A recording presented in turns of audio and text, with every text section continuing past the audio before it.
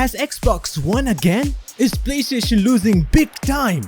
Well, quite frankly, I don't care whether PlayStation or Xbox is winning. To be honest, all I care about is whether they're bringing any new video game and whether those video games are good enough. So don't go on this video taking as if I am a Xbox fan and I hate PlayStation, because that's not the fact. I own PlayStation. I don't own Xbox console.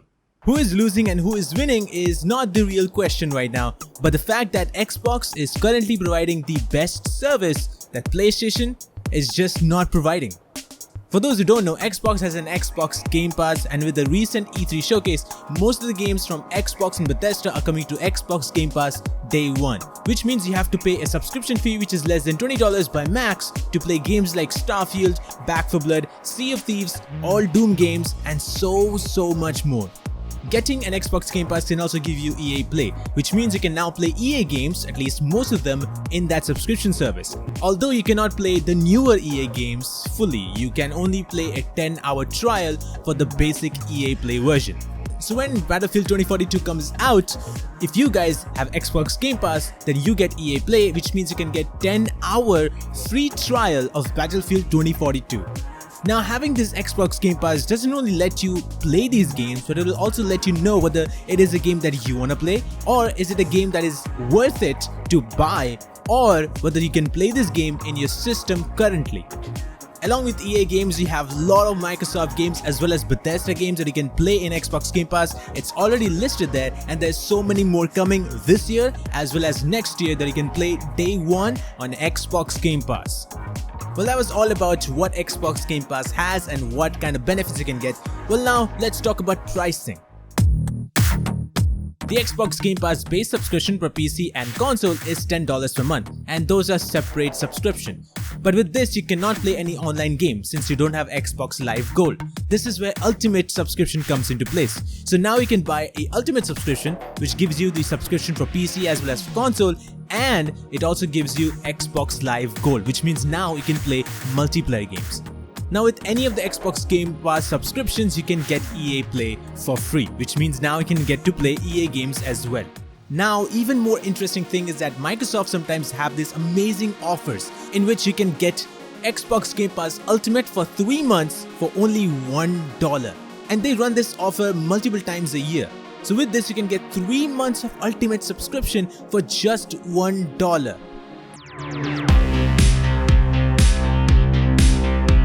Now we talked about the pricing and what the Game Pass has. Now let's shift the focus from Xbox to PlayStation and see what they actually offer.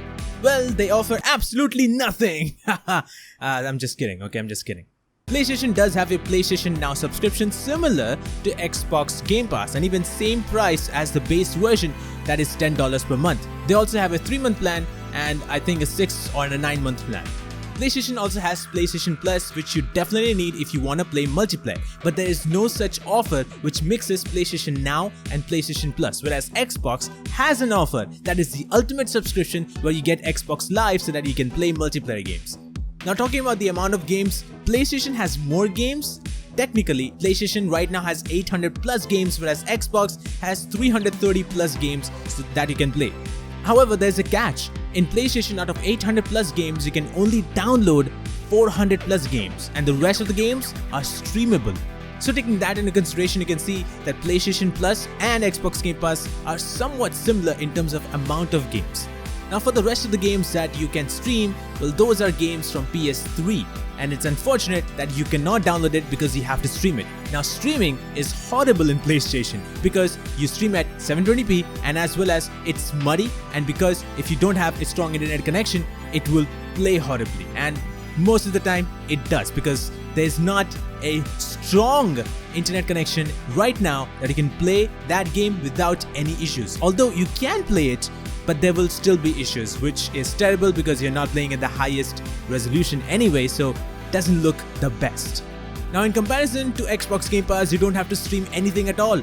All of the games can be downloadable, even if these games are very old. For example, Doom, the very first Doom game, you can actually play on Xbox Game Pass. Another unfortunate thing is that in PlayStation Now, you cannot play PlayStation games on day one, meaning if any new game comes out, you will have to wait for a long time till it comes to PlayStation Now. That is something that Xbox is doing, bringing these games on day one to Xbox Game Pass, whereas Sony is not doing the same.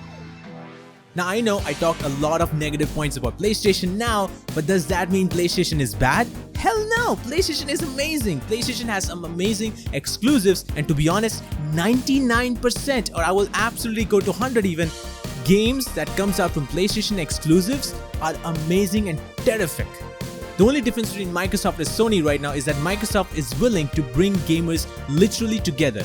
They do not care about you buying their console, all they care about is you investing in the subscription so that you can play regardless of any platform, whether you're on PC, a console, or even a mobile. And now they're probably looking forward to even TVs, smart TVs as well. On the other hand, Sony wants you to buy the PlayStation. PS5 is the latest tech, and of course they want you to buy that console because whatever that console is bringing along with its exclusives, and that's the reason why people want to buy that console as well. With games such as Ratchet & Clank, A Rift Apart, as well as Returnal, those are exclusive to PlayStation 5, which means you cannot play them anywhere else. So people want to buy that game, and there is more coming. With that being said, that doesn't mean that there's no games coming to PS4 as well. We have seen recently Resident Evil Village came out in PS5 as well as for PS4, and now we know that the next God of War as well as Horizon Forbidden West are coming to PS4 as well. So we can safely say that at least for the next 2 years, we might get games in PlayStation 4 as well. But that doesn't take the fact away that Sony wants you to buy a PlayStation 5, because later down in the line, PS4 will be discontinued and you will have to buy PS5 in order to play the PlayStation games.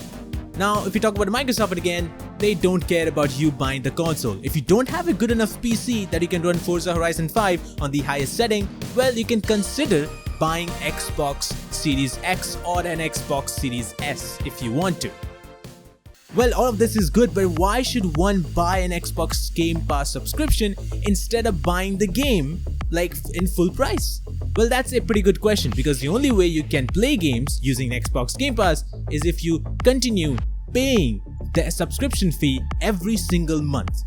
This is where you will have an advantage. For example, if you want to play one game and you're buying Xbox Game Pass for that, then you will be paying around $120 every single year to play that game. However, if you buy that game, that one single game, you only invest $60, and that goes for a lifetime. Now here's a better thing is that Xbox Game Pass has much more games than that one game. So taking that into consideration, yes, it's a good investment. But if you do not care about any other games, well then that's a bad investment. So yes, if you want to play one game, then buying that game I think is a much better option than going for Xbox Game Pass. However, let's say it's a single player game, then I guess Xbox Game Pass is good because then you get to play the campaign, and after that I don't think so you want to go back into it. But I do realize that there are some people who like to go back into the same game they played over and over again. So for them, well, they have to pay the Xbox Game Pass subscription price, that is $10, the base version, every single month. Yes, I know PlayStation Now also delivers the same kind of subscription service, but the fact that you can play PS3 games by only streaming them takes it off. Because if I want to play God of War, the original one, I cannot download it, I will have to stream it. And I will have to stream it at 720p, and it's going to be muddy. In the end, these subscription services are your choice. If you want to buy 4 games in the next 4 months, and let's say each of these games cost around $60, then you're spending around $240 in that very year. But if those games are coming on day one on Xbox Game Pass, you are spending only $120 for that year. So yes, Xbox is offering something that no one else is offering. That doesn't mean that Xbox has won over PlayStation, or PlayStation is bad, or PlayStation will win over Xbox. No, none of that shit matters. All that matters is video games. They are coming to these platforms, so you decide on what you want to invest and where you want to invest it and what games you want to play, and that's all. Well, let me know in the comments below what do you think about Xbox and its service of Xbox Game Pass, and also let me know, do you have PlayStation Now and do you utilize it? Well, thank you everybody for watching this episode. If you really enjoyed it and liked it, hit that like button, comment down below what do you think about this topic, as well as make sure to subscribe to Gaming Madness to watch more game news, reviews, and so much more coming every single day without fail.